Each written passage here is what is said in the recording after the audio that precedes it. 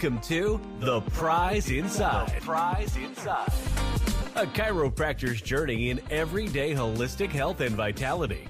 Here, your host, Dr. Jeremy Myers, delves into the remarkable journeys of everyday people who have embraced the path to health and healing. Through his practice, Dr. Jeremy encounters inspiring stories of profound transformation and the power of true healing within each of us. Stay tuned as we discuss various holistic topics and unlock the healing potential that lies within us all.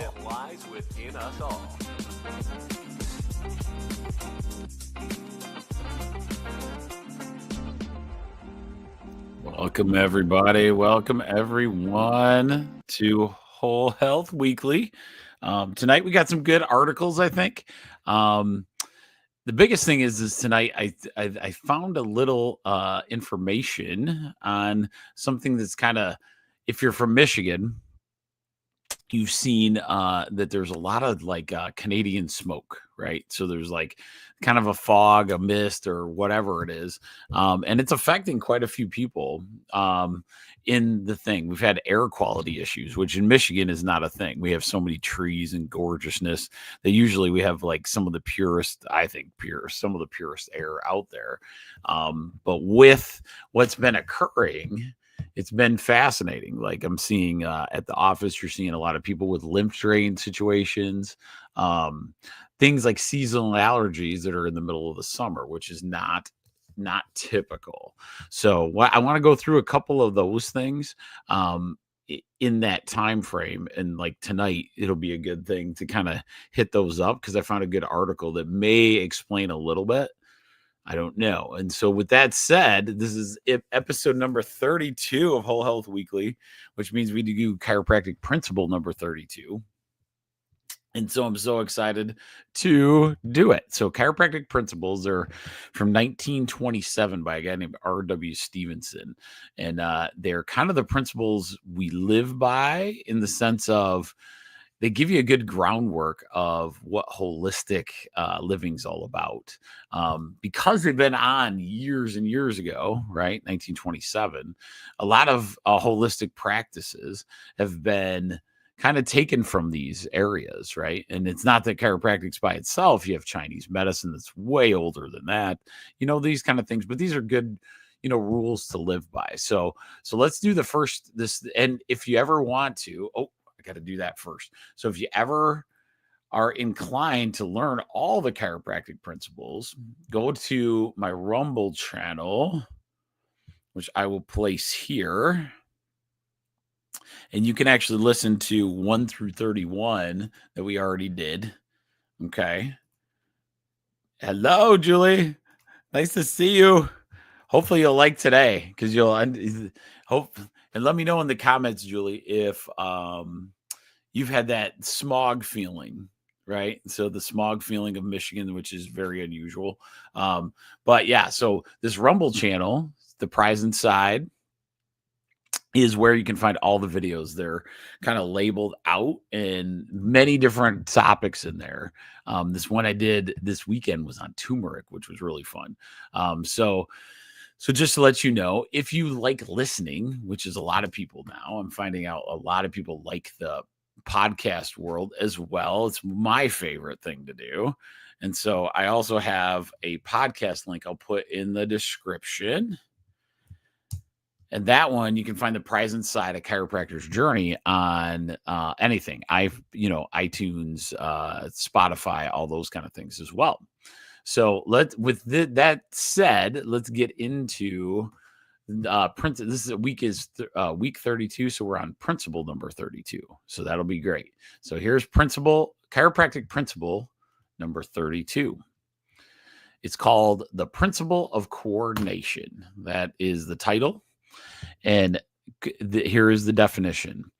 Coordination is the principle of harmonious actions of all the parts of an organism in fulfilling their offices and purposes. Okay, so offices, duties, right?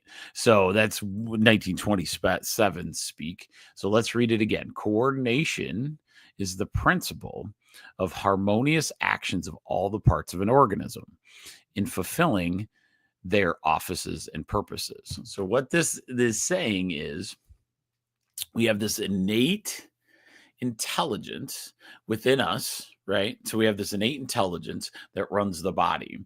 When we have this innate in each and every individual cell, those cells have this intelligence within it. Okay. So that intelligence within it actually creates and coordinates every movement. How does it know when to produce stomach acid? How does the body perfectly know that? How does it know when you want to move your finger, does it move? How does it know to increase your heart rate when you're running? These are all things that the innate intelligence needs a perfectly coordinated body to do. And once you understand that, you can step back from, like looking at the body as a different situation. And once we get, like as a parts and pieces, right? So here's a separate part from the heart, and here's a separate part from, a shoulder. One of the things that happens, and I see it every day, nowadays is we become so segregated in each part and piece. There's a specialist for each. We're going to get down to like fingernail specialists only, left-handed fingernail specialist doctor, right? One of the problems with that, though, is we don't understand the coordination that goes through the whole system. And so a lot of times, many, many conditions are based on the coordination of all the systems. And if this innate intelligence can be at the best it can be, that coordination works really good, causing you to not have dis-ease, right? Disease, and you'd go into ease and in vibrant health. So with that said, as you go, that is what the innate intelligence is doing. Remember, if you're new to Whole Health Weekly, innate intelligence is the intelligence within our body. It has this innate ability to have this intelligence to cooperate with what they call the universal intelligence. The universal intelligence is essentially nature. So you have gravity. So innate intelligence created bones and muscles so that we can cooperate or integrate with that gravity. Okay.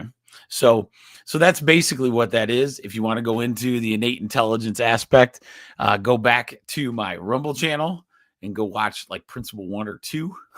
It'll get you there, and it's always in the first 10 minutes or so. So you don't have to hear me blabble all the time. So, yes. Oh yeah. Julie says, no, I was wondering what it was coming from though. So in Michigan, there's this weird haze this summer. And one of the reasons it's happening is there's these Canadian wildfires, like almost like straight north of us. And for whatever reason, there's a lot of forest up there, and it doesn't typically happen in Canada. So that's kind of wild, but we're actually paying the price down here with our air quality being so crappy. Our air quality is never crap. We got some of the best, most beautiful trees. And right now it should be like the best. We've had green throughout all of July, which has been fantastic, which leads to better oxygenation of the earth. So I found an article that might help us with a little bit of what's happening and what to do about it.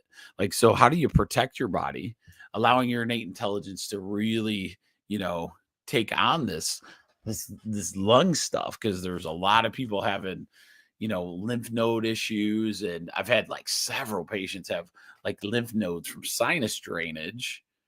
But typically the sinus, it's unusual because usually you get that, like, let's say spring, you get some of that in the fall, but you pretty much don't have to worry about it until, those 2 seasons. But for some reason this year, because of this stuff, it's been pretty intense that way. Okay. So with that said, let's go into some news. Let's see what we got. Let's see what is the internet talking about this week. All right. You all know I'm near and dear to my heart is the gut health. So that's up on the top of the list of things talked about. So, but this one's kind of cool. It's gut health and prebiotic sodas. Okay. So it's prebiotic sodas. The focus on gut health continues to dominate with a 305% surge in interest over the past 5 years, which is good. Prebiotic sodas and functional foods like probiotics and prebiotics are trending as consumers seek to boost their microbiome for better immunity and mental health. Mainstream media highlights that these products are becoming staples, though experts caution that simple dietary changes like increasing fiber intake are more effective than trendy drinks. I can't disagree with the mainstream media on that one. Trendy drinks will be a thing. Prebiotic soda.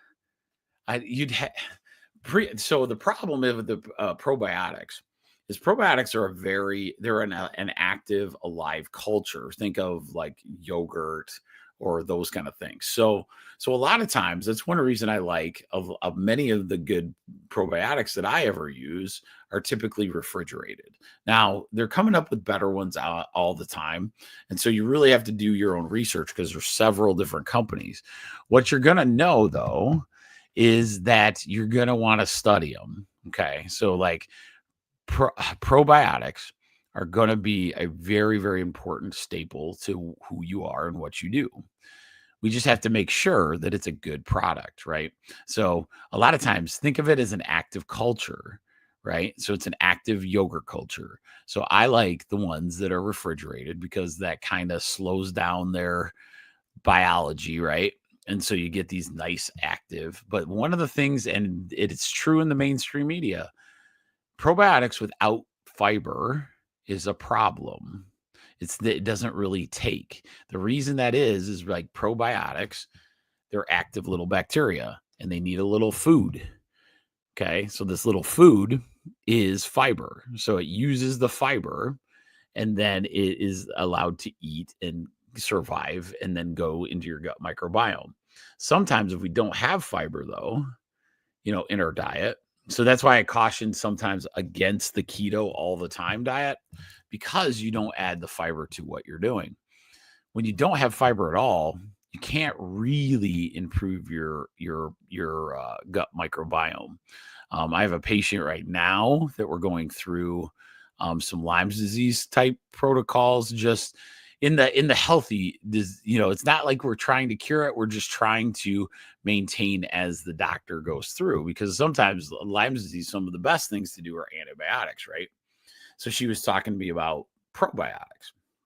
So I said, well, you don't really want to do the probiotics while you're taking an antibiotic because you're kind of countering what they're doing. So it's not that the antibiotic will not work, it's the probiotic won't work until you have to stop taking the antibiotic. The goal is, though, as soon as that antibiotic's done, you immediately start doing probiotics or bacteria, gut microbiome rich foods. That's a really, really smart move. So, your fermented foods, those kind of things. So it looks like trending wise, they got a probiotic soda and it could work, I would say there is, what's it called? It's not kimchi. Dang it. I always forget what this is called. Fermented drink. Kombucha. Okay. So kombucha is actually kombucha is fantastic, by the way. It tastes delicious. You can get various flavors, those kind of things. And it does have nice active bacteria in there. And so a lot of times that kombucha can be a really good thing. You can make it yourself. This is one fermented thing I really want to get good at. I had a patient that did a raspberry kombucha and it was fantastic. Almost has like a soda-y flavor to it. And it's a great way to introduce probiotics to your system. Downside of kombucha is it doesn't have fiber with it. So if you're taking the probiotic, but you're not eating like vegetables, right? You're not doing some of those things, then it might not take as well. So that's something to just watch while you're, doing these gut health type situations. If you're ever interested, in my office, we do a whole gut microbiome situation where we help you through that entire process. So it's been fantastic for the people that have done it. It kind of really gives some good answers, because if I can get that gut microbiome back to where it needs to be, my innate intelligence of that gut really starts taking off and you can actually start eating again, so that in itself is a big, big deal. So remember that gut health is still there. The last 5 years, 305% more interest, which is kind of cool. My hope is that we'll all actually start doing something about it. That's the thing. We all complain and we all go, oh, that's what it is. But we got to do something about it, right? So that's one of the things. So this one was an interesting one that I hadn't heard before. It's called fiber maxing. This is what's really trending on TikTok and all those. So this is called fiber maxing. And then this other one's called simplified fitness goals. So the fiber maxing trend, and it's just what we just talked about, emphasizing high fiber diets, and it's gaining traction for its benefits in digestive and cardiovascular health. Meanwhile, fitness trends are shifting away from the rigid goal, like 10,000 steps daily, with studies suggesting 7,000 steps can cut mortality risk by 47%. Japanese walking involving intervals of fast and slow walking is also noted for meeting exercise requirements and efficiencies. One thing to add to this, one of the things that I really liked is there was a massive benefit for just incline walking on a treadmill versus running on a treadmill. They found that the incline walk, so you set your treadmill at an incline, right? And you just start walking. And a lot of my bodybuilders do that. So they'll work out, the weight lift and all those kind of things, but then finish with some kind of walking, right? And we weren't sure, the science wasn't sure if running would be better or, those kind of things, but it looks like walking has a major effect on, and the studies are showing that this incline walking, put in a little bit to that, can really be helpful.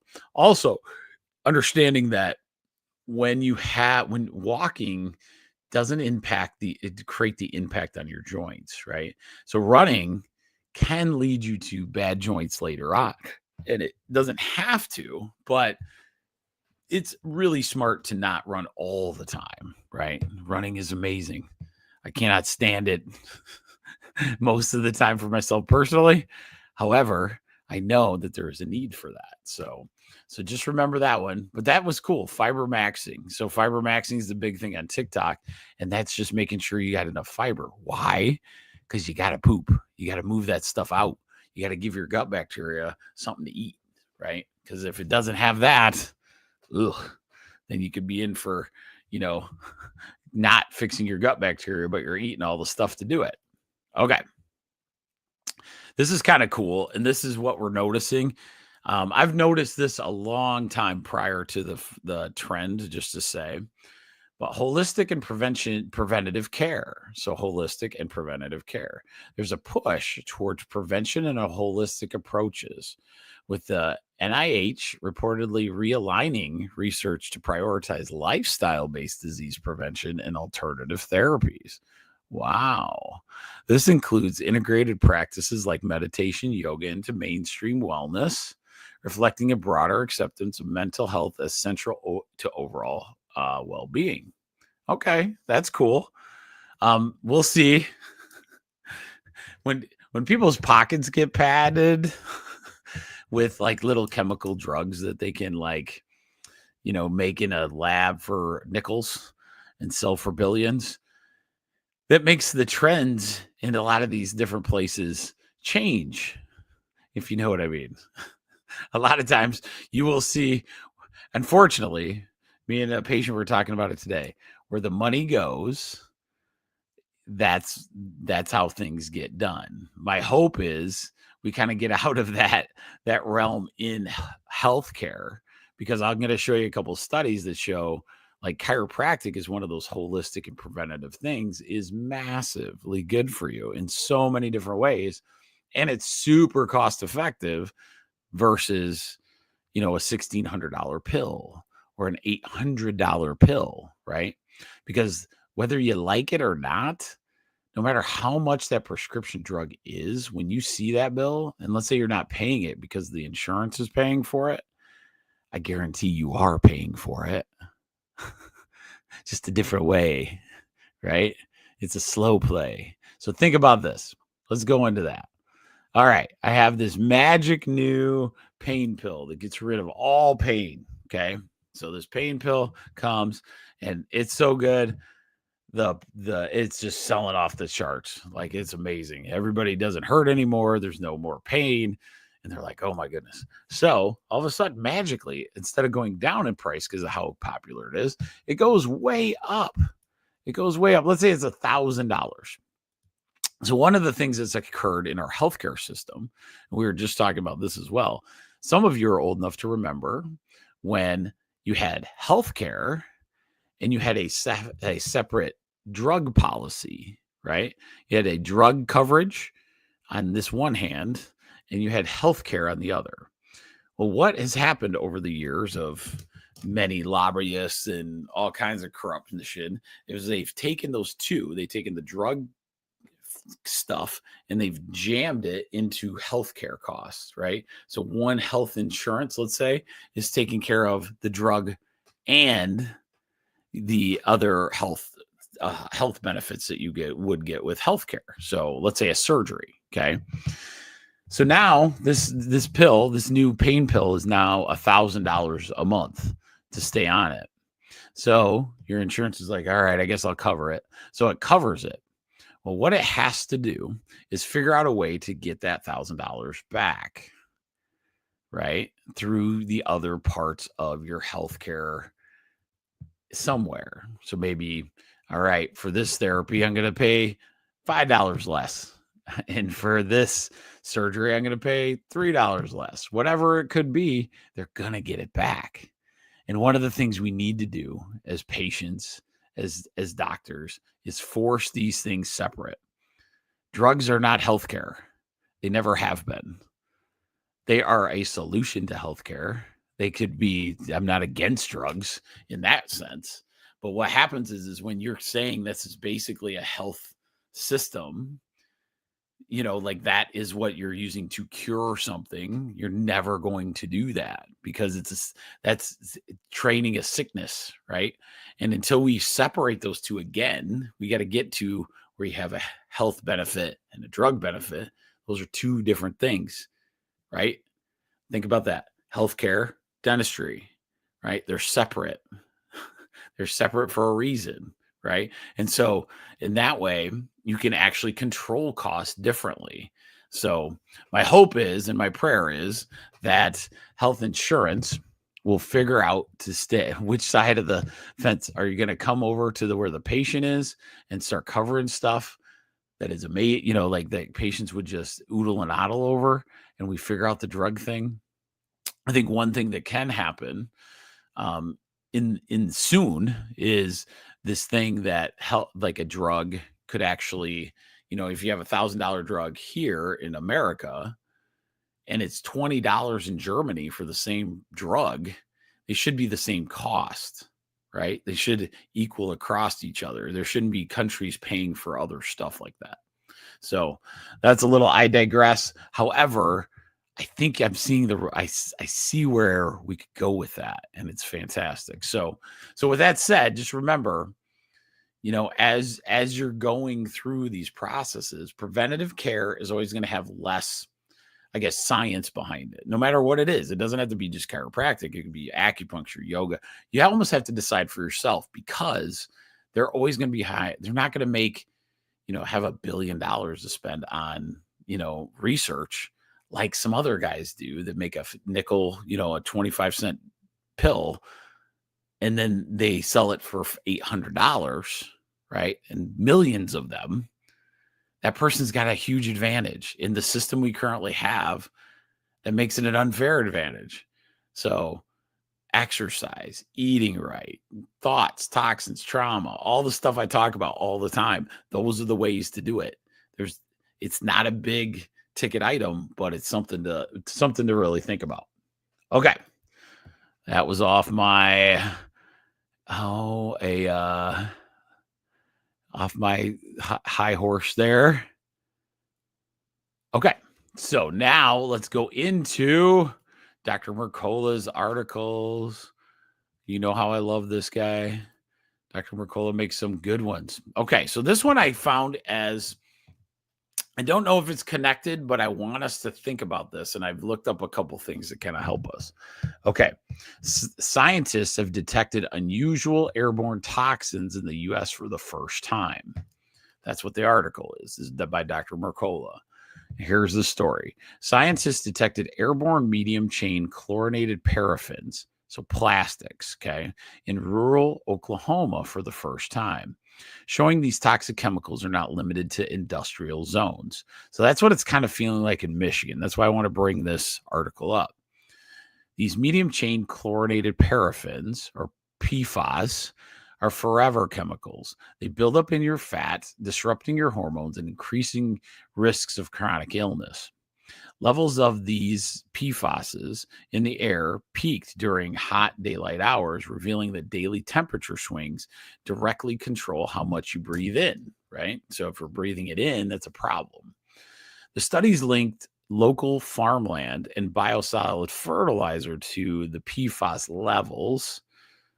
which could be true, raising concerns about conventional produce and outdoor exposure near agricultural areas.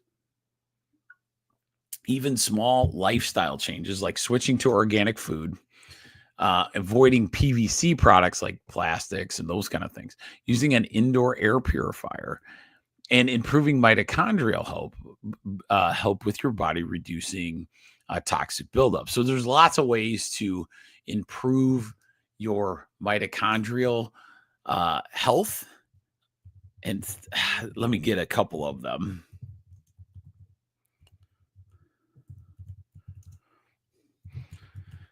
So there's tons of different ways. Mitochondrial health is the what they call the powerhouse of your cell, right? So the powerhouse of your cell is where your energy comes from. And if you keep those healthy, then it's going to be good. So you want to exercise regularly, obviously. So that's the biggest one. Just making sure you're doing that 3 to 5 times a day. That's interesting. So eating correctly. So you have they use intermittent fasting or calorie restriction as something that can increase your NAD plus, which we've talked about before, right? And this thing's NAD plus, it can be one of those things that really help that mitochondrial function. One of the things I love hearing, eating nutrient rich foods. Okay. So when you're eating calories, people go calorie restriction, so they eat less calories. But one of the problems you get is we don't eat good calories sometimes, right? We want to eat as high quality calories as you possibly can when you eat, antioxidant rich, protein, really good protein sources, those kind of things. All right. So here's a couple supplements you could do for your mitochondrial function, which will help if there's PFAS in this groggy smoke stuff from Canada as well. So coenzyme Q10 is amazing. So you should do that all the time for brain health, heart health, all kinds of stuff. Alpha linoleic acid. Okay. So that can help with reducing mitochondrial stress.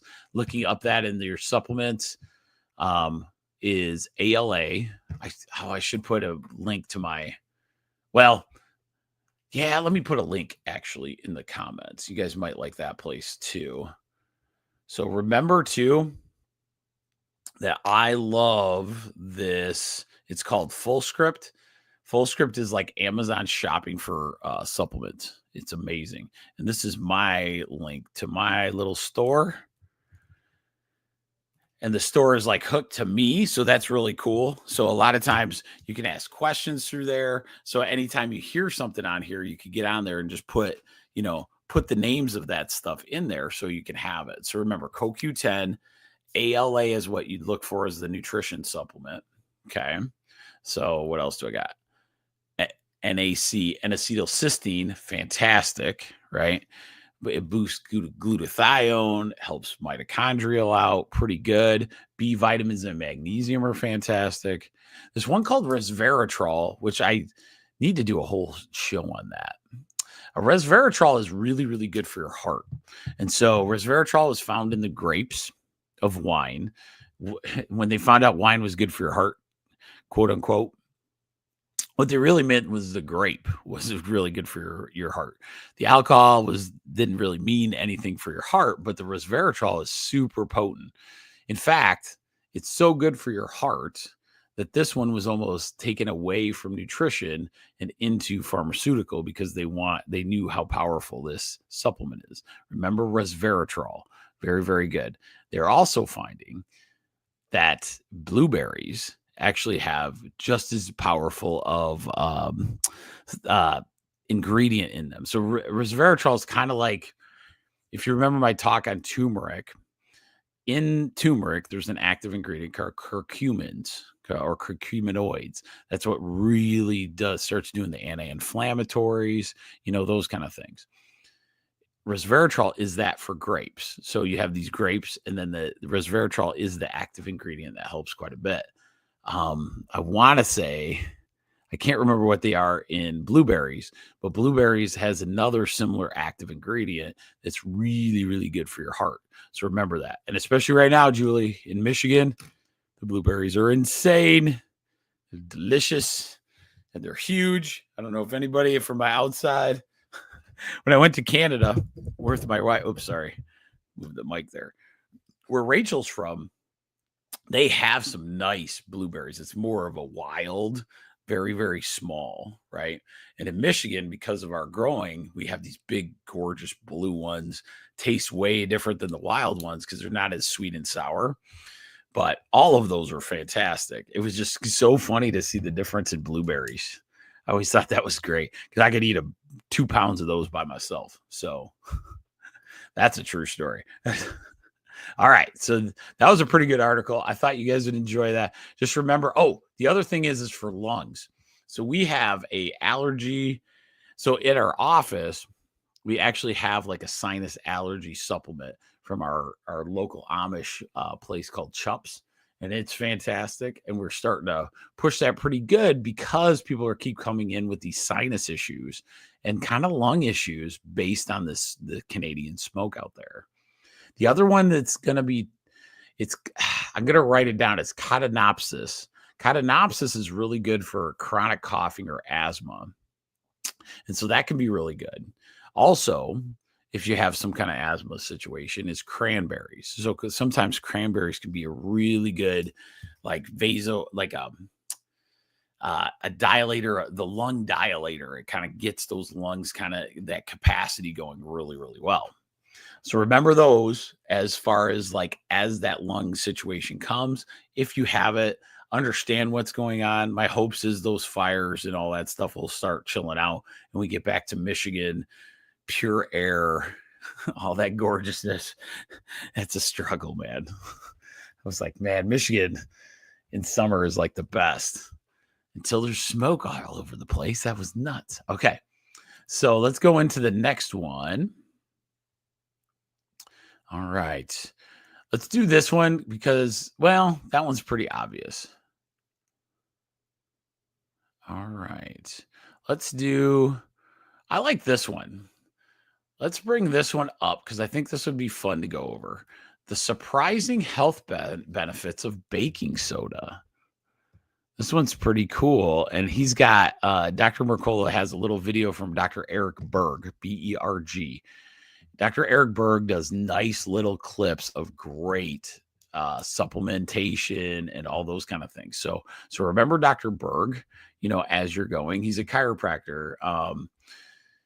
One of the first ones I noticed in COVID, like how he got censored off the internet because he was actually walking people through how the immune system worked, which was fantastic that they just wiped the guy off.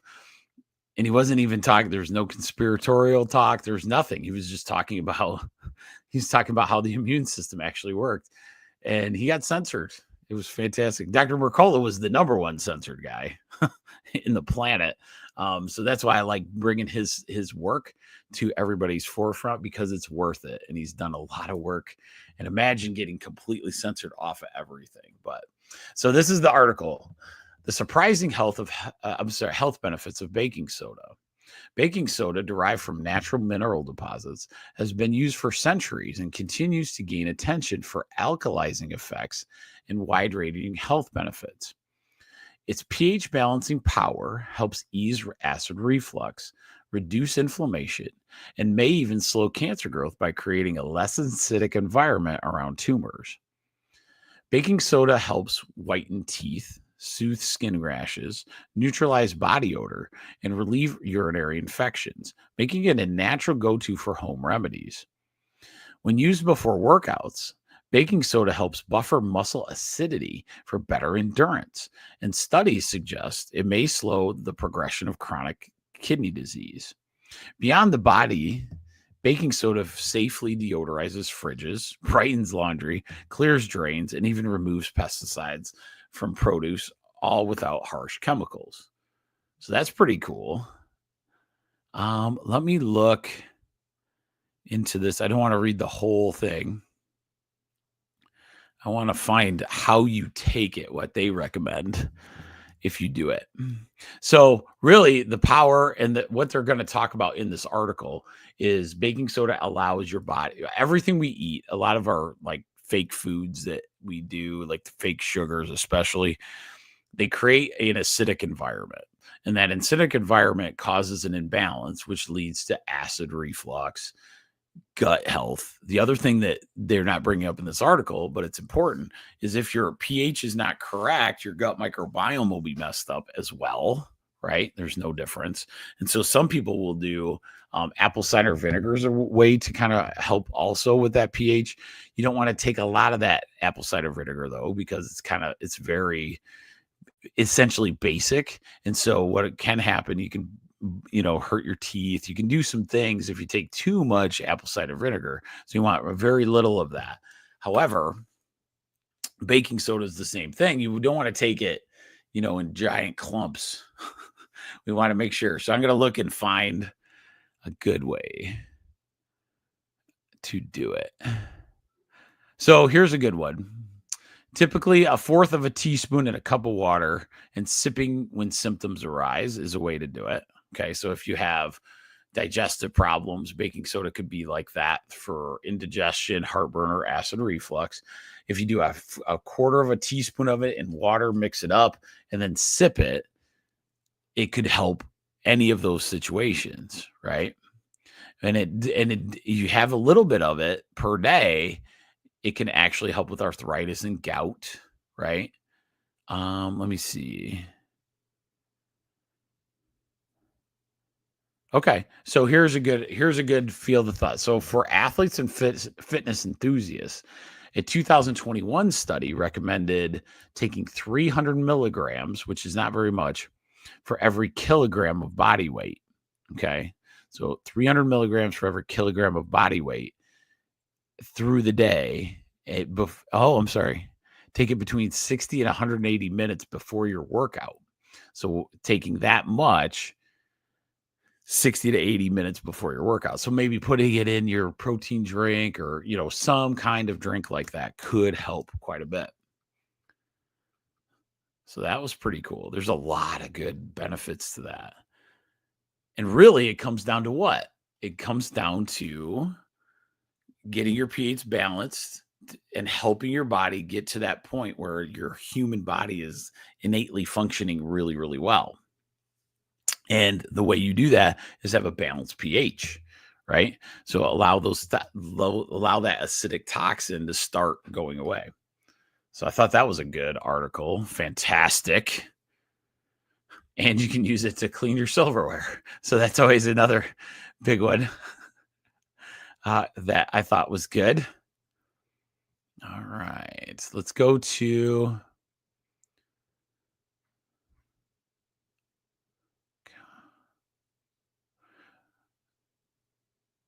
all right, let's do this one because I really like this. Oh no, let's go to this one because I think this is important. This one I talk about a lot. Okay. Why can't we stop eating certain foods? This is another article by Dr. Mercola.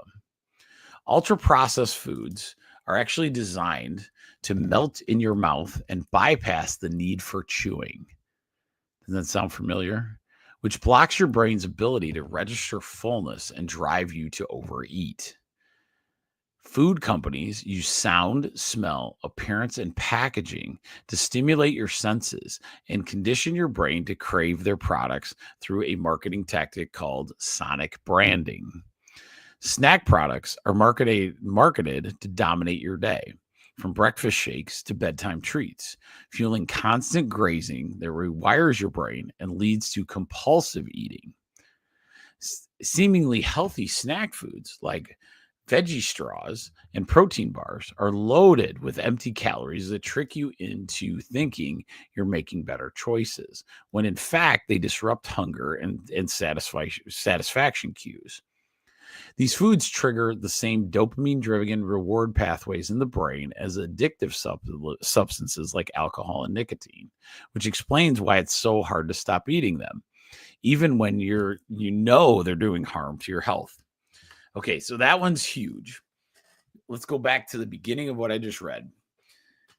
These foods are designed to melt in your mouth. And they literally tell you that. What is it? Melt in your mouth, not in your hands. Because it bypasses the need for chewing. Okay.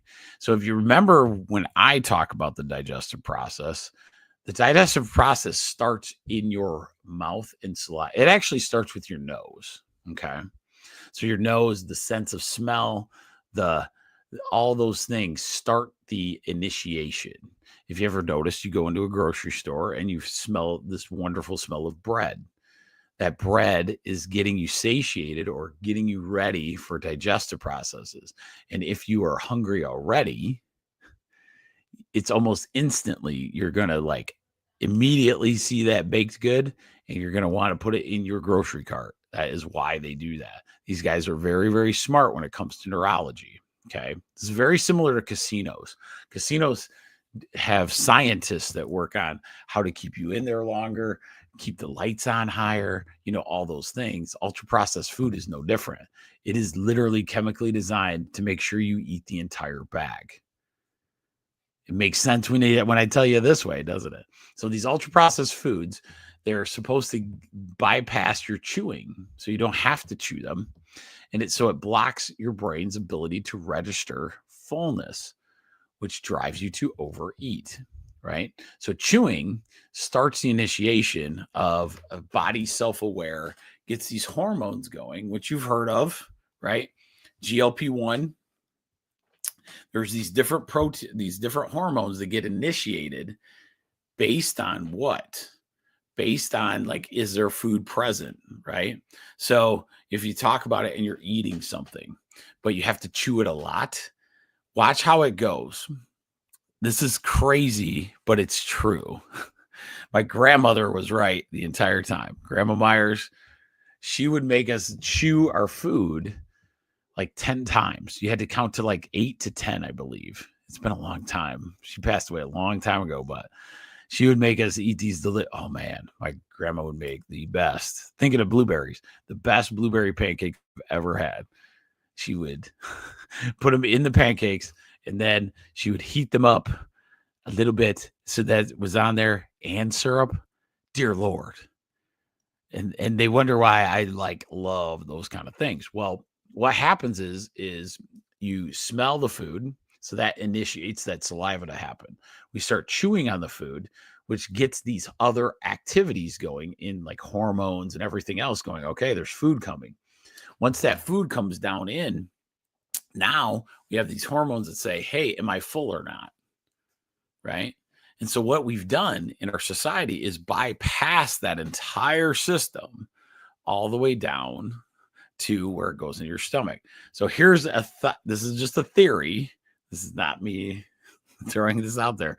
What if instead of going to get a $1,600 a month shot that replaces the ability for you to say, I'm full, why don't you just chew your food more and see what happens? Do you eat less? That would be that would be fascinating. I'm actually going to try this experiment. I'm going to try it and I'll get back with you guys. And so I'm going to eat food and see if I actually feel full and eat less on my plate because I chew, right? I can tell you when I notice it. I notice it in a steak, right? So a lot of times, a lot of the foods we eat, they don't require a ton of chewing, but steak does. Steak takes a lot of chewing. Well, why can I eat like a half a steak, like a 6-ounce sirloin or some delicious T-bone or something, and you're satisfied? Well, one of the reasons is because you engaged your mouth and you're engaged that chewing portion, and that chewing portion got the other hormones active to say, hey, am I full or hungry based on this? What they do in this ultra processed food part is let's not chew at all. If we don't chew at all, we don't tell that one hormone to turn on, telling us we're full. Isn't that fascinating? Oh my gosh. I love that article. So one reason I love doing Whole Health Weekly is sometimes I learn just as much as you or put it together better than when I've ever said it. So remember to chew your food, right? So chew that stuff. All right. So let's see if there's any other great articles we can talk about tonight. Oh, yes. I'm going to I'm gonna let's see. We've done that one. Oh, where was the one I wanted to? Sorry, guys.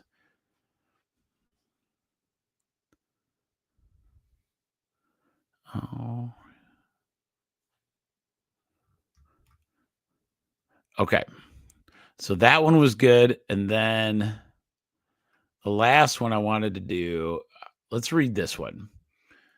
How cow. So this is Dr. Mercola again. The right how cow, plants, and biology heal the land. And this is a good one to end on as far as that goes. And then I have some chiropractic ones, and then we will call it a night for everybody. So, healthy soil acts like a sponge, absorbing nearly all rainfall, while conventionally tilled soil sheds water and erodes, contributing to droughts and floods. Livestock, when managed properly through rotational grazing, restore degraded land by fertilizing, reseeding, and rebuilding soil structures naturally. Farmers around the world are trapped in a broken agricultural system that destroys biodiversity, bankrupts producers, and relies heavily on synthetic inputs. Bare soil increases atmospheric carbon dioxide and disrupts rainfall patterns, while covered biologically active soil cools the surface and restores the local water cycle. You can support land restoration by buying from regenerative farming, choosing pasture raised food, and avoiding ultra processed products, and raising awareness in your community. So, by us actually not eating this ultra processed stuff, you're actually giving back to the planet as well. It'll probably make a lot of sense to you when I say it that way. All of a sudden, you start getting that natural, the grass. Like me and Rachel have been planting this year. That's why our garden's not looking great, because we've been doing more native plant stuff. We're trying to plant some native plants around our yard in different various places where there might be a cautiously could be erosion that could happen, right? Because even with grass, a lot of times grass doesn't have a nice deep bed root, and we mow it all the time, and we overwater, and we do a lot of these things. It doesn't make a lawn a really good situation. So one of the things you can do is start looking into native plants. Native plants, when done, they have these deep roots that go deep into the ground because they're native, and they'll keep coming back year after year, especially against beautiful native plants. It's worth doing. One of the things that happens, though, you're actually regenerating that soil, allowing that to happen. Raising farm animals on that stuff is also fantastic. And regenerative farms, they do tons of work. We'll talk about that at some point. There's a lot that goes into it, but a lot of farmers are going into this regenerative type cycle. You got to understand the way we do our food right now. We have to change our stuff. We have to go to quality. We have to start figuring out a way to get to quality and not as much quantity. Quantity's been our problem. We can do quantity with quality. There's no doubt in my mind. The problem is like we have to put the demand on people to be able to do that in that regenerative phase. So hopefully that made sense. That was a pretty good article as well. All right. So the last little section, let's see what I got. So I would look up always this last part. I always look for like the latest chiropractic research. So I thought this was awesome. This is really cool. This is all from this beginning of this year. So far, we have some good ones. So I love this one. So chiropractic adjustments for sciatica. A study showed that chiropractic adjustments for sciatica is associated with fewer opioid-related adverse events because you don't have to take as much opioids. Okay, supporting its role as a safer alternative to pain management. That's an absolute thing. That one, most chiropractic patients will tell you that, that they didn't have to take as many pain and it sounds pretty simple for a holistic person. However, it's real. And so once you get away from masking a lot of those things with those pain drugs, it can change it that way quite a bit.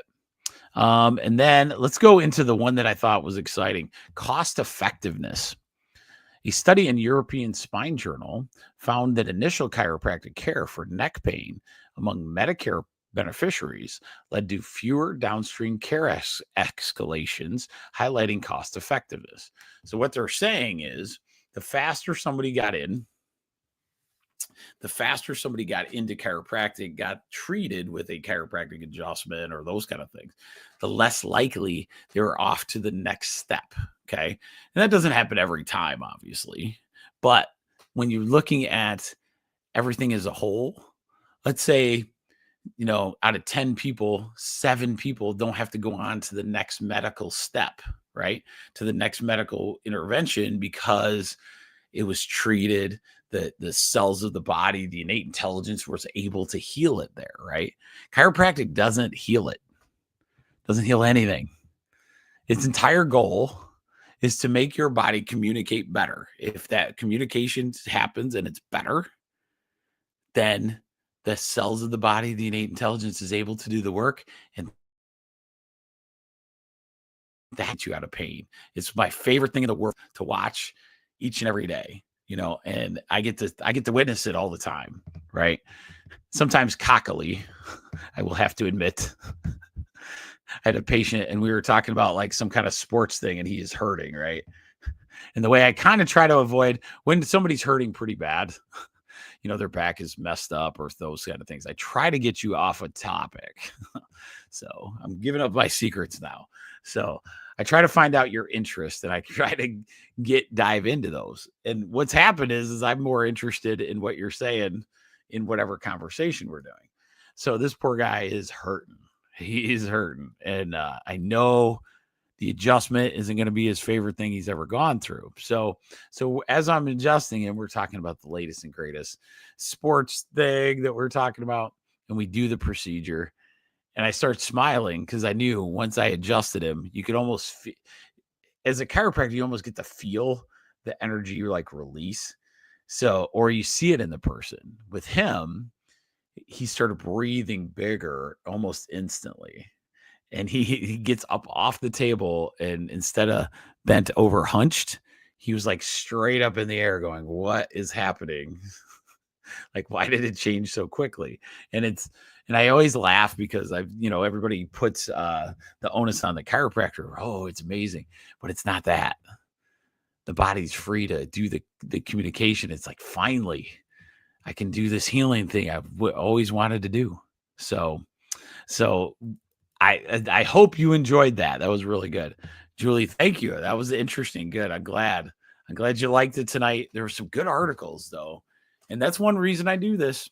Remember, as we grow this, hopefully in the wintertime, I'll even get more people, but reach out even at the office or anything. If you have a topic that you'd like to go over and see, is it really holistic? Is it not? I mean, there's this big, there's little debates here and there on how to take things. And is it real? Is this new, I say the pink salt diet that you lose 8,000 pounds. Is that real?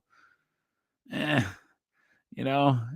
good to sea salt. You know how I feel about that. Sea salt is a good thing to take a little bit of. We need salt in our life. Do I think it's gonna? Yeah, you can take a sea salt and put it in water, but in the other side of your mouth, if you're eating donuts, that's going to be a problem, right? So with that said, I will leave you guys tonight. I so enjoyed this one.